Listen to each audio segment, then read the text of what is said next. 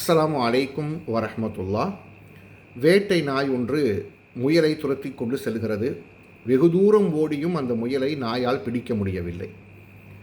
வெகு தூரம் ஓடி களைத்து போய் அந்த வேட்டை நாய் சிறு ஓய்வுக்காக நிற்கிற போது முயல் திரும்பி நின்று அந்த வேட்டை நாயிடம் சொல்கிறது, எவ்வளவு தூரம் ஓடி வந்தாலும் என்னைய உன்னால் பிடிக்க முடியாது. அந்த வேட்டை நாய் ஆச்சரியத்தோடு கேட்டது, எப்படி இவ்வளோ உறுதியாக சொல்கிறேன்? ஒரு அழகான தத்துவத்தை அந்த முயல் சொன்னது.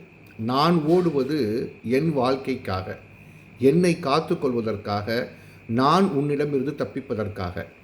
ஆனால் நீ ஓடி வருவது உன்னுடைய எஜமானன் சொன்னார் என்பதற்காக ஓடி வருகிறாய். ஒருபோதும் உன்னை என்னால் பிடிக்க முடியாது. நான் எனக்காக ஓடுகிறேன், நீ வேறு யாருக்காகவோ ஓடுகிறாய் என்ற விஷயத்தை அந்த நாயிடம் அந்த முயல் சொன்னதாக ஒரு சிறிய கதை. நிறைய ஆழ்ந்த தத்துவத்தை, ஆழ்ந்த சிந்தனையை உள்ளடக்கி இருக்கிறது இந்த செய்தி. நம்மினுடைய வாழ்க்கையில் நமக்காக என்று பிரத்யோகமாக நாம் முன்னேறுவதற்காக முயற்சிக்கிற போது, நம்மினுடைய வாழ்க்கையினுடைய அடுத்த தரத்திற்கு நாம் உயர்வதற்கு முயற்சிக்கிற போது அது வெற்றியை கொடுக்கும். ஆனால் பிறர் பார்க்க வேண்டும் என்பதற்காக, பிறர் சொல்கிறார்கள் என்பதற்காக நாம் செய்யப்படுகிற முயற்சிகள் நிச்சயமாக தோல்வியில் மட்டுமே முடியும் என்பதை நம்மால் உணர்ந்து கொள்ள முடியும்.